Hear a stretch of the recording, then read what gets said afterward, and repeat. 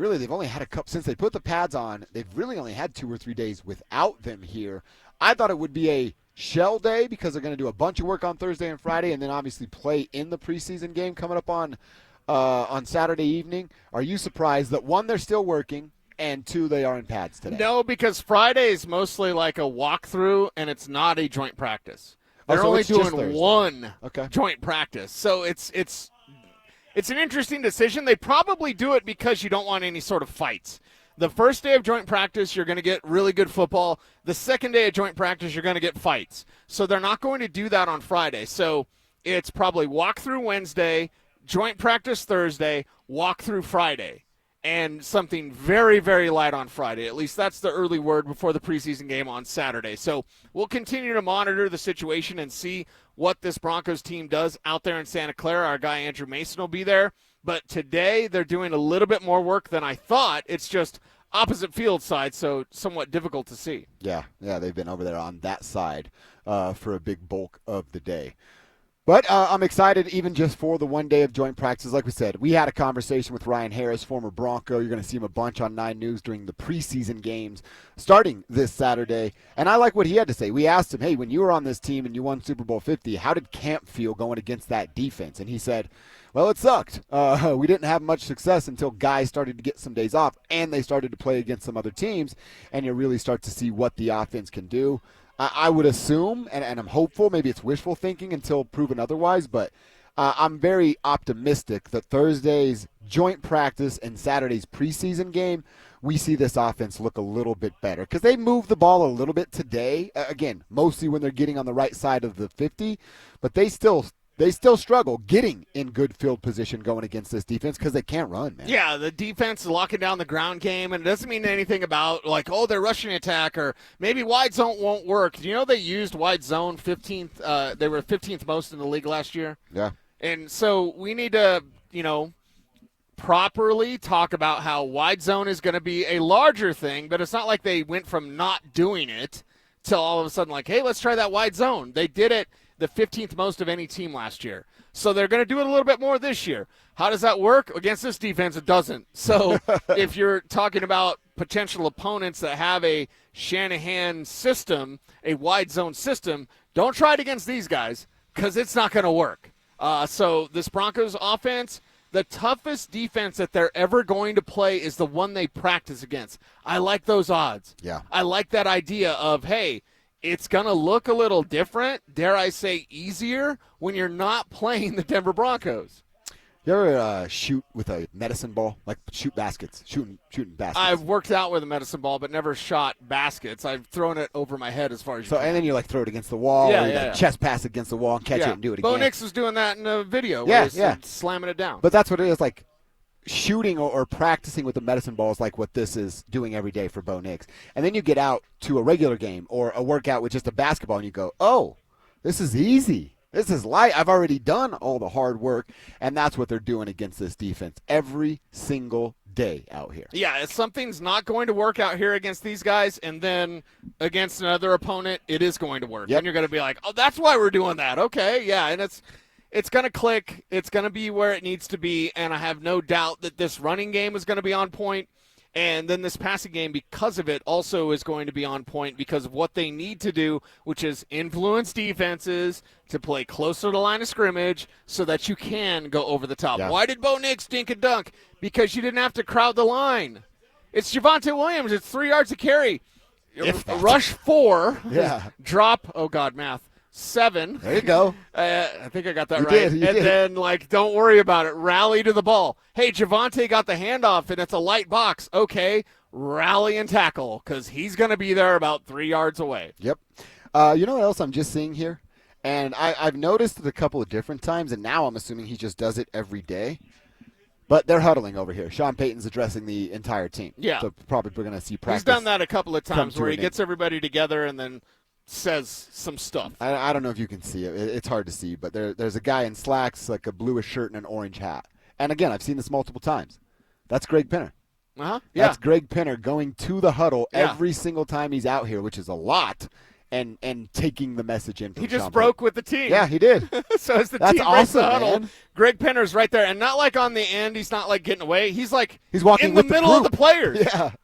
Man alive. That's something that a lot of owners don't do. Yeah. You watch practice, you come out here, you shake a couple hands, and you go back up to your air-conditioned office and start business. And then that's the reason why Greg's so on hands with what he does, because then he can tell Sean, hey, when you told him that, I really like that. Or, hey, how about this message? How would that work? The great thing about Greg Penner is when he took this thing over, he just started studying.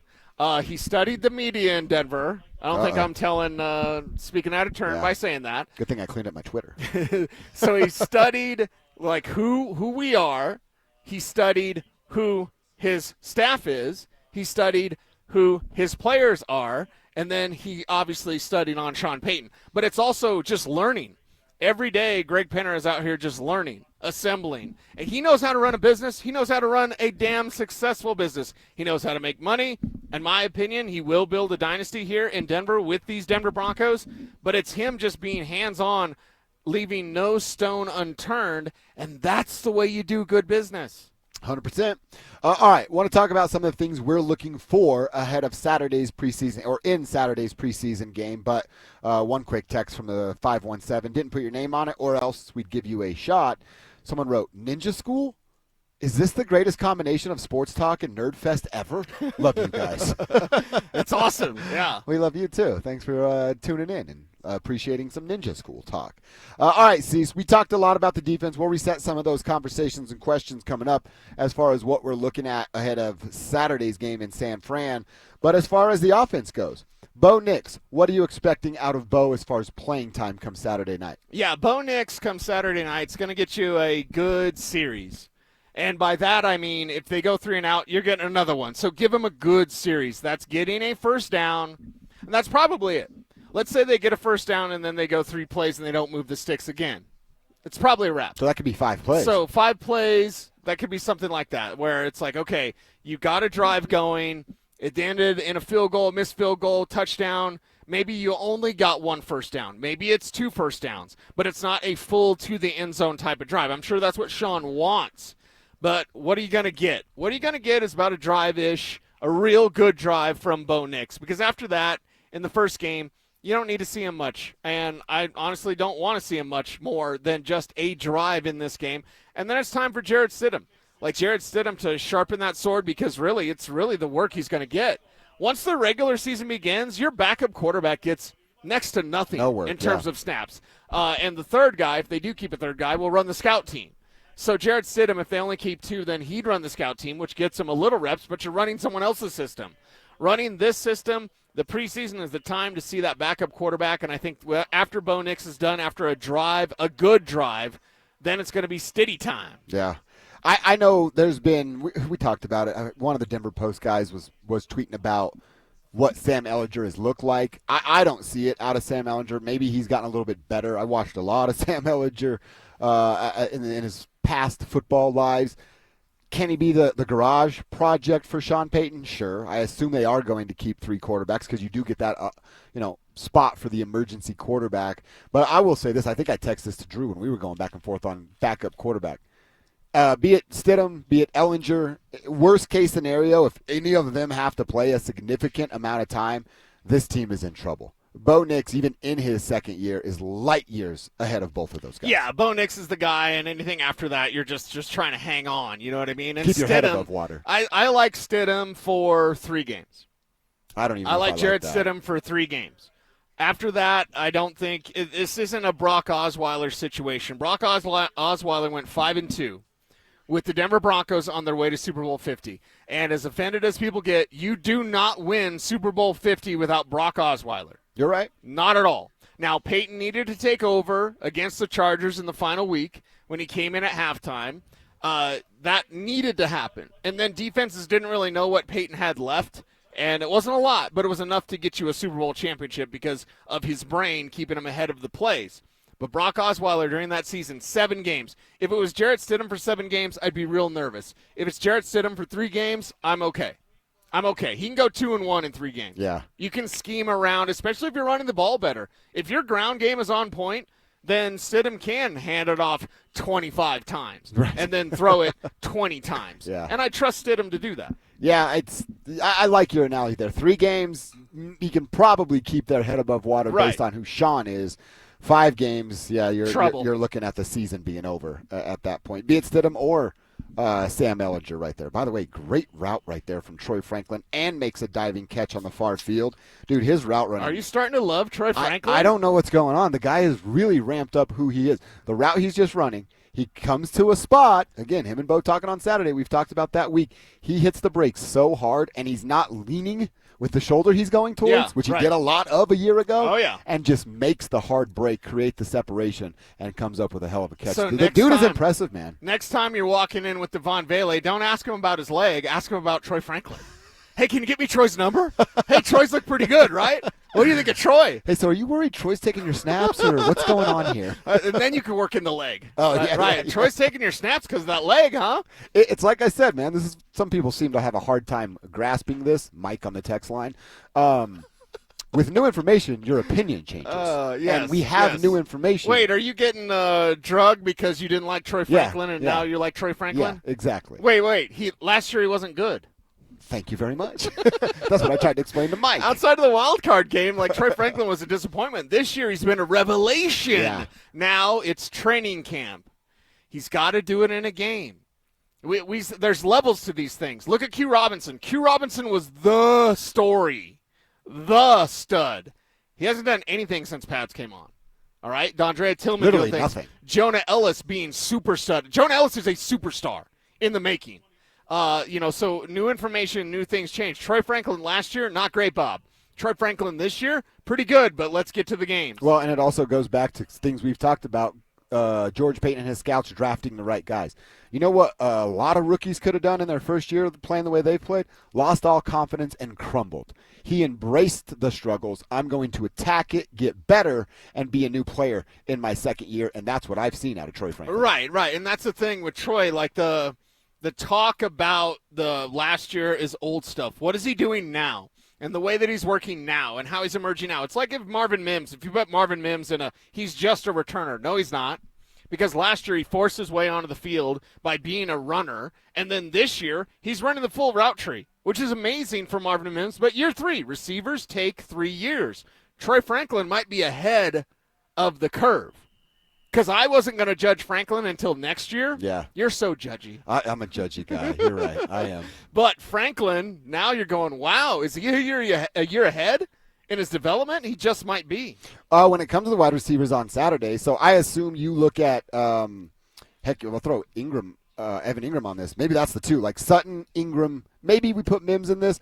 They're looking at the same drive or series, multiple, if that's the case, that Bo gets. What about Vele and Franklin? Are they going to get extended time in in that first preseason game? Because I know everybody could be worried about injury. It's football. Somebody's going to get hurt. Right. I wouldn't mind seeing either of those guys with some extended time. We would learn more about Vele's leg if he gets extended time. But I just think the more reps both of those young fellas can get, it's going to be so much better when week 1 comes. I think Vele gets limited based on his injury. Okay. I think your next group of receivers, you're going to see a lot of Troy Franklin. You're going to see a lot of Pat Bryant. And I think you're going to like what you see from both of those guys, both of those young men. And with Pat Bryant, yesterday he made a play on Pat Surtain. Full stop. Just everyone think about that. Yeah. The rookie. That's crazy. That we talked about first because I was at the Senior Bowl and I didn't see anyone else there. Pat Bryant made a play on Pat Surtain, and it's the second one of camp. Wow. Now, that may not sound like a big deal, Lammy going over on a rookie, whatever, Senior Bowl, whatever. No. This is a guy that is savvy. He's got clutch ability. He's got route running down. He's not fast. Okay, fine. Troy Franklin's got speed. Marvin Mims has speed. Yep. Pat Bryant, less speed, but more savvy. Yeah. And he's a big body, and he can box out guys, and he can go up and get the ball.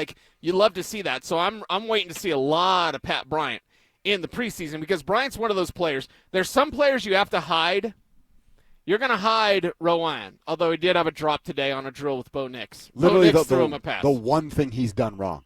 Exactly. One thing. But you're going to have to hide a guy like that if you want to sneak him to the practice squad. We know Pat Bryant's making the 53, so let him go. Yeah. Let him have it. Pick him up. Right? Yeah. Speaking of like kind of hiding some things, I would assume throughout all of the preseason, and now I know Sean's going to be vanilla on what he's doing offensively. Do you think that, can you boil that down to a player specifically? Like, he's not going to play his hand with Evan Ingram. The stuff that we've seen here, right? I don't think he wants to show that to the public starting on Saturday night. Yeah, fun stuff. I hope he doesn't, to be honest. Yeah, I mean, that's what you're going to look at here with Evan Ingram and just like wait. Just wait. You can go back with New Orleans film and you can watch Jimmy Graham or Jeremy Shockey or whatever, and you can see what the Joker's going to be. Right now, you don't need to show that. You don't need to showcase that. If I have J.K. Dobbins out there, a counter play's a counter play. There's not much kind of a clandestine nature you can have with your ground game. Your ground game's going to be what it is. But as far as the way you use tight ends, it's not I'm saying Evan Ingram should be out there as a blocker, but I just don't need to showcase Evan Ingram in the way that he's been showcased out here at practice, because he is that number 2 receiver. For those asking, who's the number 2? They got to find the number 2. It's found. Got him. Got him. Yeah. It's Evan Ingram. Your number 2 receiver, I think, changes as the year goes on. It begins as Marvin. Might be a dash of Vele, might be Troy Franklin, but then it might at the end just be Pat Bryant. And by this team playing good football in December and January, that's where I'm really focused. That doesn't mean September or October don't matter, but let's stop getting in our feelings about like, they got to get the number 2. No, they don't. The number 2 receiver is going to change this year. Just be ready for it. Looks like almost another near interception by Bo Nix there. I can't tell. Barron's wearing his jersey up like that, kind of tucked. Yeah. It looked like it might have been Barron. It hit him in the hands. See, I think and he dropped it. The half jersey, which used to be a thing, I think Matt Russell got that 86 because he used to show his nipples. Oh, really? It was like such a half jersey that you barely see like the shoulder pads and then like the lower nip slip there for Matt Russell. So I think Matt Russell changed the half jersey. Okay. So it's kind of rare to see it now. Like if you have a six-pack, I get it. But the only guy that should be busting it out non-six-pack is Quinn Miners. He's the belly. He shows the belly. Like he wants to actually talk about the belly, or maybe not now. He actually kind of got offended at Mace a couple years ago. Really? Yeah, it might have been just the fact that they weren't getting great coaching from what's his name, the old O-line coach that yelled all the time. So Butch Berry. Yeah, so Butch Berry, not a great coach. Yelled at guys all the time. Didn't teach Quinn a damn thing. So maybe that's why he got all. So he was taking his anger out on Mace. Maybe, yeah, because Mace is like, the belly, huh? And he's like, I really don't want to talk. I don't want to talk about my flair. I don't want to talk about my belly. I'm like, but you're the belly. You sold T-shirts. You're the belly. You're also it's right in front of me. Right. I had to watch out for that thing. The size of Quinn Miners versus the size of Andrew Mason. He's staring at his belly button when he's asking him questions. Mace could fit in his belly. That's how big Quinn Miners is. He's a large man, everybody. Let me get that lint out for you. Just pick it out as he's standing right there. Are you going to do that again? You're going to do the how often do you wash your belly button thing? Oh, well, still. I can't believe people don't do that. Well, I hadn't until we had learned. I mean, like, I wash my body, but I don't, like, go in there. You got to get in there. I do now, thanks to you. Right. Something I scrub. Yeah. Yeah, I'll get in there. All right. Pinky finger and a little soap on it. Stinky finger. Get it good. All right. Another wide receiver for folks to watch on Saturday night because he's going to get a lot of run, and he's been impressive to both Cecil and I out here. Number 80, Joaquin Davis. Wow. Watch number 80, Joaquin Davis.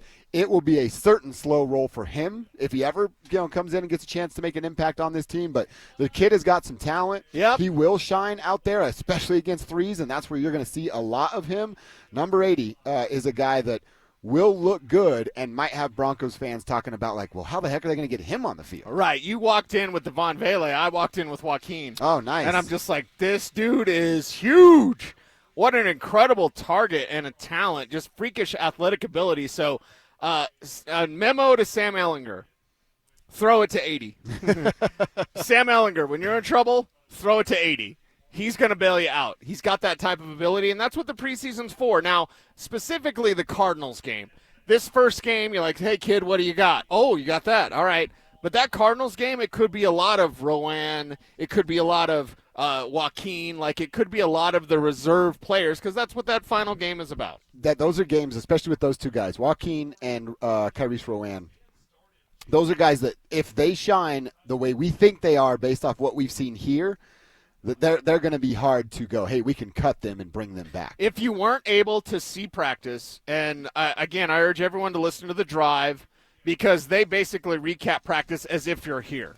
They tell you everything, maybe even some stuff they shouldn't say, but they tell you everything on The Drive. So listen to The Drive. But if you missed out, I would say this: you're going to fall in love with Joaquin Davis. I guarantee over these next 3 preseason games, that guy will be a star standout that everybody's talking about. How do they keep Joaquin Davis? How do they keep him on the practice squad? Like, that kid could be a stud in this league. And then what I want to watch for on the defensive side Saturday night, we talk about the inside linebackers, and if you're just joining us, Dre Greenlaw was back out here today in full pads participating, so you did have your starting group at that position back today, but they're not going to play a lot either on Saturday night. Justin Chenard really stood out to both of us. Cecil, you get the credit. You saw it first with some coverage plays in the linebacker versus running back drill, but we saw him stand out a couple of different times yesterday. Let's see if the duo of what Chenard and Lavelle Bailey can look like for worst case scenario if both of them or one of them end up in a starting position. Yeah, and it is preseason. Everything's going to be vanilla. But if you're weak against the run, that's going to draw some cuss words for me on Saturday. Now, it is a wide zone. Obviously, it's Shanahan. It's Kyle. Kyle. I wanted to be Kyle. Yeah, it's that. So with the success this defense has had against wide zone here, they should be able to take care of business against the 49ers. But if they don't, or if your linebackers get picked on, I still might be calling Quan Alexander after Saturday. Sunday morning, I might be calling Quan Alexander, be like, come back to Denver. Because I need to see these linebackers in coverage. I need to see how they feel. I need to see if they can stuff the run. And I'm talking about the backups. We know that Dre and Alex, they'll be awesome. When they're right, they're fine. Yeah. More than fine. Like, if Sternad's out there struggling, if Bailey's out there struggling, then I'm picking up the phone. You don't have enough time. Time is your most precious asset, and this team has the time to win a Super Bowl, and they don't have a lot of time for anything else. So don't Kev, please help me. Don't F around with this linebacker thing. If it's not right, make it right. Yep. Time is